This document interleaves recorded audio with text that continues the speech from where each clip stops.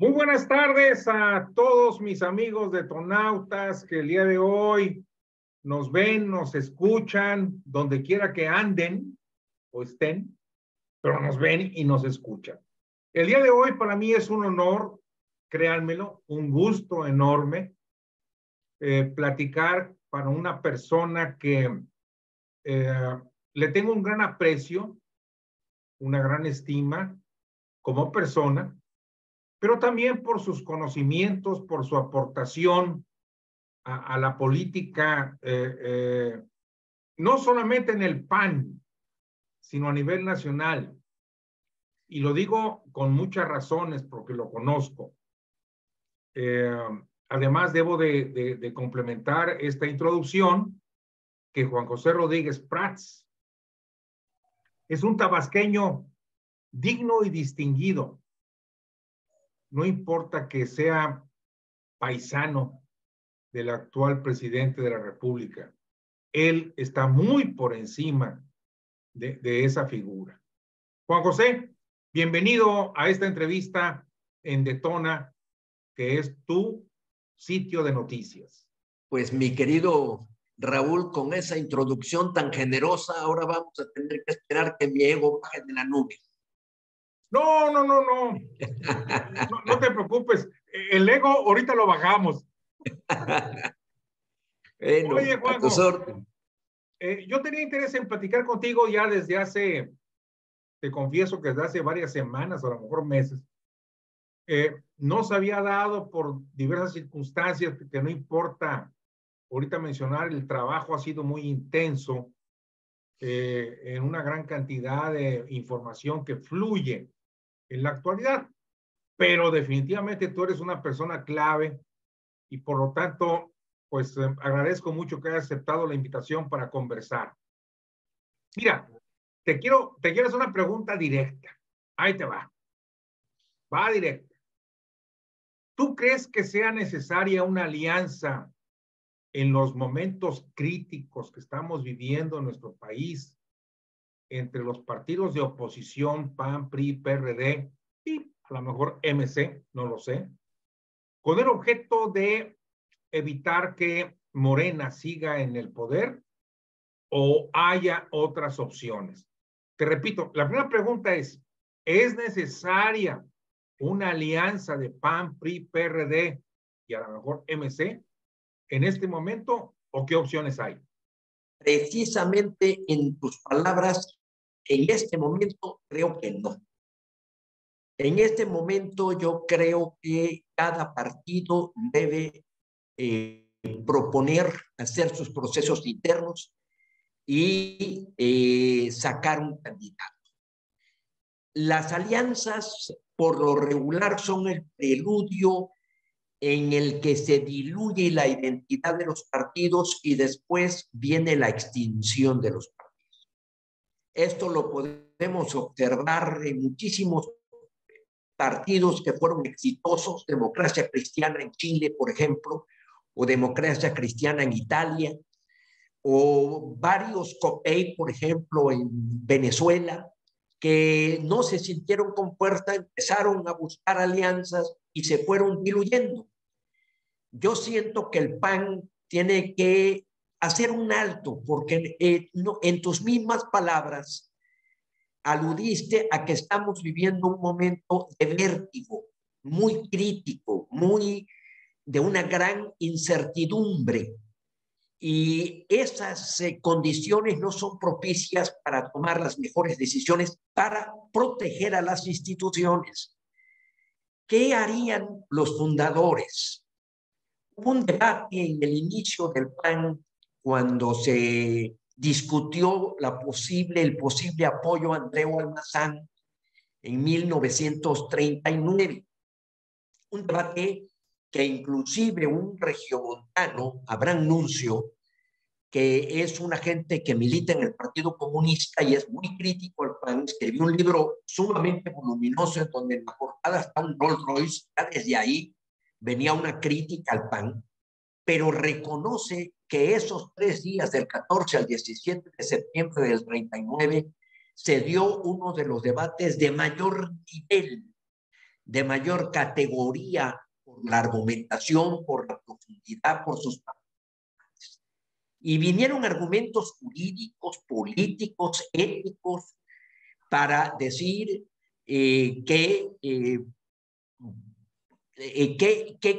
convenientes, qué era lo positivo y lo negativo de apoyar a Andreu Almazán. Perdió, y esto nos debe enorgullecer como panistas, porque perdió Manuel Gómez Morín y Efraín González Luna la primera decisión que se sometía a la Asamblea. Sin embargo, don Manuel muy hábilmente dijo: no le vamos a llevar a Andreu Almazán en una charola la candidatura del PAN, sino que cada quien en el individual lo apoye, y de esa forma se diluyó. Por eso no aparece Andreu Almazán como el primer candidato del PAN en el 39, pero la Asamblea había votado mayoritariamente para que la, perdón que te interrumpa, Juanjo, sí, para que la audiencia lo entienda, en aquella época del 39 estaba dominando el PNR, que era el Partido Nacional Revolucionario, ¿verdad? Era el Partido de la Revolución Mexicana. Porque de la Revolución Mexicana, ok. Recuerda que el general Lázaro Cárdenas ya lo había convertido en el Partido de la Revolución Mexicana, un poco por la influencia de Lombardo Toledano. O sea, ya no era el mismo PNR que convocó Plutarco Elías Calles, que decía que la oposición conforme sus partidos. No, ya que era el Partido de la Revolución Mexicana. El que no militara en ese partido era un reaccionario. O sea, ya el esquema era un poco el esquema soviético del partido. A eso iba yo, que era un partido controlador, un partido centralista, ¿verdad? Y que no permitía la democracia ni la diversión de opiniones. Nomás quería yo concentrar este punto para que la gente lo entienda. Adelante, Juanjo. Me parece excelente tu intervención para ubicarnos. Pero si vemos los datos y vemos las circunstancias que muchas veces las hemos olvidado del 39-40 con la situación actual, yo te diría que hay inmensas similitudes. Ahora, en el PAN había gente de una gran calidad intelectual. Yo te puedo decir que los 350 gente que se reunieron ahí en el frontón enfrente del movimiento a la revolución, había gente verdaderamente sólida. Inclusive la postulación de Andreu Almazán la defiende Aquiles Elordi, nada menos que Manuel Herrera Lazo, gran jurista, y muchos otros, diciendo que era una oportunidad y que había que cerrar filas para derrotar a un sistema político autoritario. Ahora, yo no estoy negando la posible alianza, pero cuando escucho que quieren hacer una elección abierta, que quieren hacer una elección universal y que participe todo el mundo y que se inscriba todo el que quiera, sinceramente lo veo como una quimera. O sea, ¿qué requisitos vas a poner para que se inscriba todo el mundo? Coloquialmente hablando, como dicen los muchachos, se están echando una fumarola. Esa es una balandronada de borracho. De que van a hacer y lo va a dirigir. Y además, Raúl, aquí hay algo que a mí me lastima en lo personal. Yo siempre he sido partidista. Milité en el PRI 24 años y voy a cumplir ya 29 años en el PAN. Y me molesta mucho que me consideren como alguien de segunda, hasta que sea un estigma militar en un partido. Tú oyes que dicen: yo soy ciudadano, yo soy candidato ciudadano. Ah, caray, yo por ser panista no soy ciudadano. Me parece que hay un conflicto muy grave. Por eso te digo que estamos viviendo un momento de vértigo en donde se da mucho ese neolenguaje del que nos advertía George Orwell, que para mí es uno de los autores que está teniendo muchísima actualidad y se están releyendo sus textos, sobre todo su famosa novela 1974, en donde habla de este fenómeno, de cómo se distorsionan las palabras. Entonces, precisemos el momento que vivimos. Una alianza en torno a qué. Un gobierno que surja de coalición será una solución para México. Debemos sacrificar una serie de cosas porque lo prioritario es derrotar a Morena. Yo creo que Morena está derrotada, Raúl. Yo creo que Morena, el día 2 de octubre, podemos recitarle una oración fúnebre el 2 de octubre del 24. Gane quien gane, no se le puede dar continuidad a lo que no existe. Morena y la Cuarta Transformación no existen, no tienen sustento, son un vacío. El discurso de Mario Delgado, cuando se refiere a la 4T, no es ninguna propuesta. Todos los libros que ha escrito Andrés Manuel, que son de muy baja calidad, dicho sea de paso, que son 14 libros, que en su mayoría he leído, porque estoy obligado a ello, están totalmente, deja ir la pluma, no hay un trabajo de investigación, no hay sustento, no hay cita, y no te queda nada después de su lectura. Entonces, ¿qué es la Cuarta Transformación? ¿Qué es Morena? ¿A qué le van a dar continuidad? ¿Al abrazo si no balazo? ¿Le van a dar continuidad a no me vengan con el cuento de que la ley es la ley? ¿Le van a dar continuidad a una serie de propuestas estatistas? Por ejemplo, están mandando al país al precipicio como es la normatividad en relación a el sector energético, o sea, fortaleciendo de nuevo esas dos empresas que están quebradas, que son Comisión Federal de Electricidad y Pemex, y cerrando posibilidades de inversión privada. En política exterior, ¿cuál es la política exterior de este gobierno? Entonces, para mí, sea quien sea el próximo presidente, aún saliendo lo que yo creo que va a insistir en su candidata Claudia Sheinbaum, y que hoy le manifiesta la mayor sumisión cuando es una funcionaria que fue electa, porque todos los ciudadanos del Distrito Federal, hago un paréntesis, decían, somos ciudadanos de segunda porque nosotros nos designan un regente, queremos elegir a nuestro gobernante. Ahora es la jefa del estado de Ciudad de México. Bueno, pues resulta que es mucho más sumisa que un Urdur, un Corona del Rosal, un profesor Han, un Manuel Camacho, un Oscar Espinosa. Que no lo eran, ¿eh? Que no lo eran. Que no lo eran de elección, eran designados. Pero, no, pero además cumplían con su papel de trabajo de funcionarios públicos sirviendo al Distrito Federal. No, posiblemente dependían del jefe superior, pero tenían más dignidad de lo que ahora hay. Y más autoridad. Claro. Y mucho más experiencia. Mira, la reforma en el Distrito Federal, yo fui delegado en la Venustiano Carranza.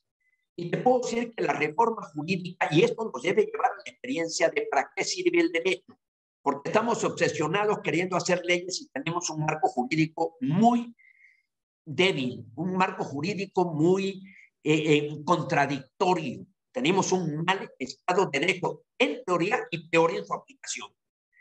En la Ciudad de México, que tenía un gobierno articulado, lo desarticulamos. Estos pleitos entre las alcaldías y el gobierno central, este conflicto, por ejemplo, hay en la alcaldía de Cuauhtémoc con la jefe de gobierno. Nosotros, cuando yo era de León, Venustiano Carranza, todos los lunes comíamos con el profesor Kahn. Y el profesor Kahn, con todo su equipo, hacía giras todos los jueves en las delegaciones. Y nosotros reuníamos a la Junta de Vecinos y le hablaban directamente al jefe de gobierno. Todos los jueves el profesor Kahn recorría 4 delegaciones y vi caer delegados por corrupción, por negligencia, de un día para otro. Ahora se dan grandes escándalos de corrupción y ni siquiera pueden ser sustituidos. Juanjo, regresando al tema de la necesidad... Pero me estoy desviando, perdón, qué bueno que me jala, yo aprendí a caminar en la selva. No, es muy interesante, pero volviendo al tema actual, ¿vale la pena la alianza y el PAN tiene que estar ahí o no? Yo te digo que ahorita, para mí, el PAN debe entrar en un proceso interno, debe darle prioridad a los panistas. Oye, algún privilegio debemos tener como militantes, porque ahora veo que el dirigente del PAN dice que vengan todos, que vengan los ciudadanos, que se inscriban. Bueno, entonces, y esto, error lo cometió también Ricardo Anaya, también Cepeda. Miguel Ángel Mancera entró en el 3er lugar al Senado, se atascó a la militancia. Entonces, no se trata de obsesionarnos. Ahorita hay una obsesión, alianza. No, señores. Yo preferiría, y lo sugiero como método, que PRI haga su proceso interno, que pagan a su proceso interno, PRD su proceso interno, Movimiento Ciudadano, si quiere, que haga su proceso interno, y ciudadanos, porque inclusive sé que ya hubo una reunión y hay una serie de organizaciones de ciudadanos que dicen nosotros también queremos poner nuestro candidato correcto. Y entonces en esos 4 o 5 ya no es un universo abierto. Pero a ver, Juanjo, perdón por la interrupción de nuevo, discúlpame que te interrumpa. Sí, no, ¿Tú dime, por crees favor. que los grupos de interés del PAN, tanto a nivel nacional como locales, van a permitir una elección democrática de un candidato del PAN o van a imponer sus intereses? El riesgo se corre, pero si ya de por sí es difícil que un padrón que tenemos de 250,000 y panistas que lo venimos conociendo desde hace tiempo y estamos unidos por una doctrina, hay ese riesgo, pues imagínate si lo abrimos a todo el universo de ciudadanos. El riesgo es mucho mayor. Yo siento que el PAN tiene que correr ese riesgo y tenemos que hacer ese propósito y analizar. ¿Y tú crees que el candidatos. Comité Ejecutivo Nacional que preside Marco va a correr ese riesgo? Tiene que correrlo si hay una fuerte presión de la militancia. Marco ya mató a un órgano que para mí, del que tú formaste parte, que para mí era trascendente, la Asamblea Parlamentaria, así le llamaba don Efraín González Luna, que era el Consejo Nacional. Hoy no hay ese debate, no hay ese órgano colegiado que discuta. Pero si nosotros dentro del PAN empujamos, por ejemplo, cuando menos yo veo 3, 4 panistas que han manifestado su interés en contender, bueno, vamos a hacer ese proceso y que se integre una comisión. Vamos a ¿Quiénes son esos 3, 4 panistas? Mira, yo veo y en lo personal es el que más me agrada porque es el que más se acerca al perfil. Porque en esto también es importante, Raúl, no eso de que con este ganamos, con este ganamos. No, ¿cómo va a ser en el cargo? Esto era también la preocupación de un político, de un partido responsable. La primera reflexión ética es: estamos postulando al hombre idóneo para que gobierne bien. Ya después vemos si tiene posibilidades. Pero esto de que postulemos con el que podemos ganar, allí se acabó el PAN en Baja California, que era un PAN muy exitoso a la hora que se postuló a Pico Vega, porque con él ganábamos. O Luis Armando Reynoso en Aguascalientes, porque con él ganábamos. ¿Cuál ha sido el éxito, por ejemplo, en Guanajuato?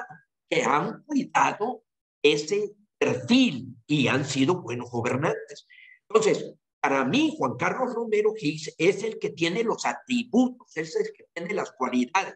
Santiago Krill tiene una larga experiencia, él ya se pronunció, y Lili Telles, que inclusive siendo de reciente afiliación panista, ha manifestado, es una mujer inteligente, una parlamentaria brillante, ya se inscribió. Son los 3 que veo con mayor ímpetu. Ya no veo a otros más que estén pronunciándose, aunque Mauricio Vila parece ser que también. Entonces, si nosotros presionamos los exgobernadores a que el Comité Nacional integre una comisión, como lo hizo siempre el PAN, si esto no es una novedad, lo hemos hecho anteriormente, lo hemos hecho cuando no había posibilidades de triunfo. Y mira los candidatos que tuvimos: un Efraín González Morfín, un Efraín González Luna, don Luis de Álvarez, José González Torres, fueron nuestros candidatos. Pablo Emilio Madero, Manuel Cloutier.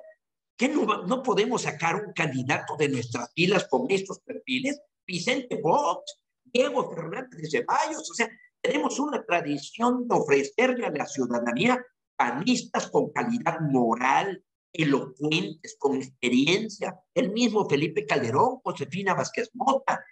Entonces yo creo que debemos hacer un esfuerzo en respeto a la propia militancia, en respeto al panismo, a su tradición, a sus estatutos. Los estatutos de los partidos, no tanto lo del PAN. ¿Qué es lo que dicen? El deber del partido es postular candidatos, darle prioridad a sus militantes, convocar procesos de elección interna. Todos tienen un diseño. ¿Por qué vamos a salir de ese esquema? Ahora, ya postulados los 4 y arrancamos, y a unos meses pudiéramos observar que las cosas no caminan y que puede venir un aparato que nos aplaste, después de que se puede hacer una alianza en ciertas cosas, de cuidar, por ejemplo, al INE, de cuidar que se respete la legislación electoral. Ahorita hay una gran amenaza sobre romper ese esquema, esa institución que ha funcionado. Entonces, tal vez valdría la pena decir, bueno, con generosidad, viendo las circunstancias, pudiéramos ir en alianza. Ahora, a mí me preocupa más el poder legislativo a que el eso poder iba ejecutivo. yo. Esa era mi siguiente pregunta.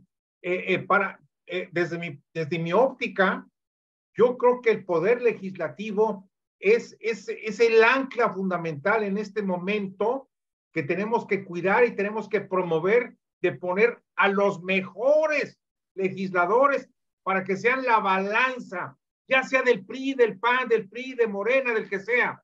Pero el poder legislativo tiene que ser ese contrapeso definitivo y contundente.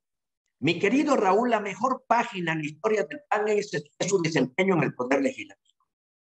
Los grandes debates, los grandes parlamentarios que el PAN llevó y que fueron voces críticas desde el 46, que arribaron, bueno, desde que en la defensa de su caso, don Manuel Gómez Morín pronunció un discurso que ha sido insuperable en defensa de su triunfo en Parral cuando se anuló la candidatura porque él contiende en el distrito en Chihuahua. Ahí llegó Aquiles Elurdi, llegó un gran Antonio L. Rodríguez, una gran gente de Nuevo León, una gente con una larga experiencia en el sector financiero, Juan Lascurain, Ramírez Munguía, fueron los primeros 4 diputados. Ahí empezó y después empezaron los grupos, Juan José Hinojosa. Te puedo mencionar a muchísimos casos en donde se dio el debate. Y ahora, ¿cuál fue el perfil? ¿Qué mandaba el PAN como representante, como candidatos en las pluris? A los que iban a defender la doctrina, a los que iban a defender las ideas, los que tenían y estaban empapados. Ahora, desafortunadamente, yo, por ejemplo, he contendido los últimos 2 periodos, en el 18 y en el 21 de mayoría, y pedí estar en una lista en donde yo pudiera tener posibilidades. Pero Ricardo Anaya y Damián Cepeda, por ejemplo, en el 18, las concedieron a gentes porque sentían, había que jalar gente de fuera. Los de casa, pues los de casa y están conmigo. ¿Sí? Y resultó que tuvo una elección menor que la que alcanzó Josefina Vázquez Mota. ¿Por qué? Porque el PAN se sintió agredido, se sintió aplastado. Ahí está la cuestión en que estoy insistiendo. Entonces, el PAN debe postular, como tú dices, un grupo que pueda dar el debate. Yo me enamoré del PAN en la 55 legislatura, yo estaba en la bancada priista, de ver a los parlamentarios panistas cuando se discutió, por ejemplo, relación Iglesia-Estado, el fin de el reparto de la tierra, el fortalecimiento del Banco de México, los requisitos para ser presidente, fueron debates preciosos. Ahí estaba Diego. ¿Qué fue? ¿En la época de Salinas o de quién fue? El segundo trienio de Salinas, 91-94. Ahí estaba Diego, Cornelio Castro, Jiménez Remos, Fernando Estrada Sámano, Fauci Handram, Paoli Bolio, Felipe Calderón, Felipe Bravo, Fernando Luis Montt, Jorge Cermeño. Ahí estaban gentes de primerísima, Salvador Abascal, Víctor Orduña, Gonzalo Altamirano, Lidia Madero, Ana Tere Aranda. Eran unos debates preciosos. Estaban gentes especialistas, Alfredo Lin Altamirano. Te puedo mencionar, yo estaba en la bancada del PRI y el PRI. ¿Estaba Abel Vicencio o no estaba? No. El coordinador primero que tuvo el PAN fue Diego y después cuando se va de candidato lo sustituye Jiménez Remos. Ahora, en el PRI estaba Agustín Basabe, estaba Cesario Morales, un filósofo, estaba Fernando Ortiz Arana, estaba César Augusto Santiago, estaba Miguel González Avelar. O sea, eran unos debates. El debate sobre el 27 constitucional empezó a las 11 de la mañana de un día y terminó a las 11 de la mañana del día siguiente. Pero eran debates, no lo de ahora, que son puras... Entonces, mira, puros son las mejores democracias tienen los mejores parlamentos. A mí me muero de envidia cuando veo los debates, por ejemplo, del Parlamento inglés, o ver a una Nancy Pelosi, cómo frenaron a Trump. ¿Por qué Trump no hizo mayor daño en Estados Unidos? Porque hubo un poder legislativo. Estamos hablando de un régimen presidencial. Y te puedo decir en España, por ejemplo, esta mujer Cayetana Álvarez de Toledo. Y en Latinoamérica, mira cómo está ahorita resolviendo el problema el Congreso de Perú, que forzó a Pedro Castillo porque estaba haciendo y cometiendo una serie de errores Pedro Castillo. La Asamblea Parlamentaria Colombiana es de primer lugar, ya mencionarte también chilena, por ejemplo, o Uruguay. Uruguay tiene la clase política más madura, más sensata. De ahí sale acaba de salir un libro de un diálogo entre Julio Sanguinetti y José Mujica, dos gentes que militaron en distintos partidos y que fueron presidentes. Qué hermosura, qué cosa se llama conversación sin ruido, horizonte, donde platican los dos políticos. Pero eso es debate, no lo que vemos aquí. Aquí verdaderamente yo sufro mucho, no lo veo ya, no puedo, como las mañaneras tampoco las soporto. Entonces, pero, ¿tú crees que la clase política mexicana no encuentra otro calificativo? ¿Es pobre? Mira, la democracia encueró a la clase política mexicana. O sea, Daniel Cosío Villegas dijo que la revolución fue más grande que sus hombres. Yo te podría decir que la transición democrática en México fue más grande que su clase política. O sea, estábamos orgullosísimos de que se hubiera dado el paso mediante la estabilidad, que fue una reforma lenta conforme a las leyes y que haya habido la alternancia sin conflicto en el año 2000. Pero después hemos venido en una serie de conflictos y estamos en uno de los momentos más críticos. ¿Tú crees que la corrupción y la debilidad de principios de los políticos de estos tiempos, dieron fracaso a esta alternancia? Mi querido Raúl, te quedaste corto en el lenguaje. La mezquindad, la mediocridad, la falta de preparación, la improvisación, el ayuno de doctrina. O sea, ¿dónde quedó? Esa era la beta más rica del PAN, y te puedo decir que es el único partido que ahorita no pudieras identificar todavía por sus principios de doctrina. Del PRI, ¿qué queda? ¿Cuál es la doctrina del PRD? ¿Qué es la Cuarta Transformación? ¿Qué es Morena? Movimiento Ciudadano todavía tiene algún diseño. El Partido Ecologista tomaron el nombre con el mayor oportunismo porque estaba teniendo cierta relevancia en Europa y entonces tomaron el nombre, pero ellos, yo tuve varias discusiones de ecologistas y de ecologistas no tienen pero ni la más remota idea de lo que eso significa. Volviendo al PAN, Juanjo, volviendo al PAN, tengo la impresión, y te pregunto a ti porque tú tienes un conocimiento mayor, ¿tú crees que la corrupción logró corroer los principios de los diputados y senadores del PAN en el sexenio de Fox y Calderón? El PAN tiene una historia mucho más vibrante, mucho más heroica, siendo oposición, el haber arribado al poder. Cuando se arribó al poder en el 2000, ¡bolas! Cuando se arribó llegaron al poder y se quedaron a perder. Lo que ha sucedido con la mayoría de los partidos, tampoco nos asuste. Y también hay que aclarar que hubo gran mezquindad del PRD, por ejemplo, o del PRI. Ahí era yo senador. Y Manuel Bartlett tomó posesión y dijo, yo aquí vengo a ponerme a todo lo que se oponga, lo que venga de Vicente Fox, a todo. Esto, la Bastida había declarado en el proceso, si hay algo que propone Fox y es bueno para México, nosotros lo apoyaríamos. Y Bartlett le brincó y dijo, no puede venir nada bueno de Vicente Fox. Y se opusieron a la reforma energética. La reforma energética, Raúl, la venimos discutiendo desde hace 30 años. La primera reforma, la primera esquema de inversión privada se presentó con Salinas a raíz del Tratado de Libre Comercio. Yo intervine en la discusión de la Ley de Servicio Público de Energía Eléctrica. Para abrir la inversión se crearon figuras como el autoabasto, la cogeneración, el productor independiente, porque el sector eléctrico era estratégico y por lo tanto no podían invertir los particulares. Entonces, esos debates, esa discusión, mira, Federico Lin Altamirano dijo una frase preciosa: yo puedo imaginar un PAN sin poder, pero no puedo imaginar un México sin el PAN. Ahí a ver, Juanjo, nos quedan ya unos pocos minutos y a mí sí me gustaría amarrar todos estos conceptos que tú has estado diciendo. Punto número 1, el PAN tiene que armar su estrategia electoral propia rumbo al 2024. Sí, señor. Dos razones por qué. Sencillamente dos. Por ser congruente con su tradición y por cumplir con sus ordenamientos internos.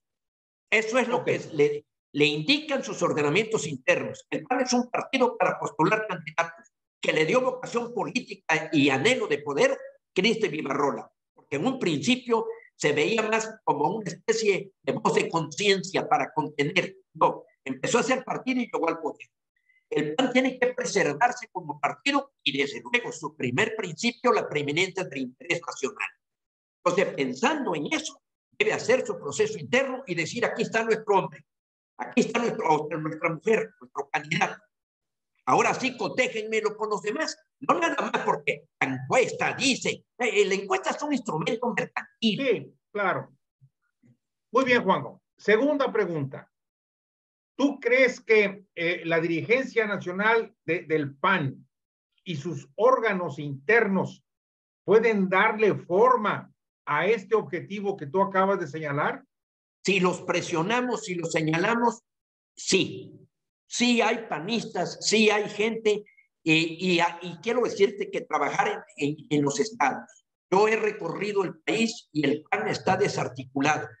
La dirigencia no está penetrada, no hay un equilibrio entre órganos. ¿Habrá centrales. tiempo para ello, Juanjo? Sí hay, sí se puede hacer. Si hay voluntad política y si se le hace sentir a la dirigencia su altísima responsabilidad y de que si incurre en un error pagaría serias consecuencias, yo creo que sí. O sea, si impedimos que Marco y la gente que lo rodea siga haciendo su voluntad, yo creo que sí se puede, que sí se debe hacer el intento. Yo creo que sí lo podemos hacer. Estamos en tiempo y podemos sacar un candidato, tener allá en octubre, noviembre, un candidato panista, y ahora sí decirle al PRD, al PRI, todo, aquí está mi candidato, ¿cuál es mejor? ¿El tuyo o el mío? Entonces sí, eso tiene que hacerse un ejercicio de generosidad y de medir y ver ya la elección del año próximo, del 2 de junio del año próximo, cómo podemos llegar. Ese es el esquema que yo tengo y ese es el camino que creo que debe seguir el PAN. El Muy que bien. me parece más viable y más practicable, no una quimera. Tercero, ¿tú crees que Marco Cortés y el Comité Ejecutivo Nacional tengan la conciencia política de esto que tú acabas de decir? No. Ahí está. Bueno, por eso tenemos que empujar. Okay. Precisamente por eso tenemos que empujar. Marco ya está hablando, yo creo que ya está sentado, ya trae proyectos hasta de quién va a ser jefe de gobierno y él qué va a hacer. Marco trae un proyecto individual de partido. Personal. No personal, individual. Él está pensando en irse al Senado, y ya ofrece posiciones, ya te aseguro que tiene todo tipo de compromisos. Ahora, mira, en una ocasión, y tú eres regiomontano, perdón esta anécdota, pero me invitaron a cenar y me sentí profundamente distinguido. Los mejores panistas de Monterrey, los panistas más relevantes. Me invitó en su casa Lidia Madero, ahí estaba Fernando Margán, estaba Alejandra, su esposa, estaba Fernando Canal, estaba el Coco Juanro, estaba Ana, estaba Javier Rivas, que por cierto tengo entendido que falleció recientemente, estaba ¿quién más que yo recuerde? Bueno, Luis Santos. No, creo que Luis Santos no estaba, estaba un hijo de Eugenio Garzazada. Un hijo de Eugenio Garzazada estaba ahí, que se refería mucho a él como una persona muy relevante, y todos llorando de que Fernando Larrazábal había llegado y que el chef y que los habían despojado y que cómo sucede eso en el PAN. Y ya después se cambiaron todos y ¿ustedes qué hicieron? Ese es el problema del PAN, Raúl. Yo sí te puedo decir que yo conozco a los priistas y conozco a los panistas. El priista vive por para y de la política, para bien o para mal. El panista no, el panista tiene otra fuente de ingresos, tiene otra forma de vida. No es la política su prioridad número uno. Entonces, en el momento en que ve que la política no le agrada, se va a su casa. Los mejores hombres, los más íntegros, los hombres de principios militan en el PAN, pero militan entre comillas, la mayoría está en su casa, la mayoría de los buenos panistas están en su casa, o ya ni siquiera se reafiliaron. Entonces, ¿eso por qué? porque permitimos que los malos lo hicieran. ¿Cómo es posible que Marco haya llegado solo? ¿Cómo es posible que no haya habido ni siquiera una elección interna? Claro, claro. Pues, esto, yo te garantizo que don Manuel Gómez Morín se debe haber agitado, ¿verdad? Que llegó como que... O sea, Marcos se religió sin contienda. ¿Por qué? Porque también ahí le hizo un gran daño a Javier Corral cuando cambió el método de elegir dirigentes. Sí. Ese fue inclusive, te doy la fecha, es una fecha dramática para el PAN, 16 de marzo del 2013, sí.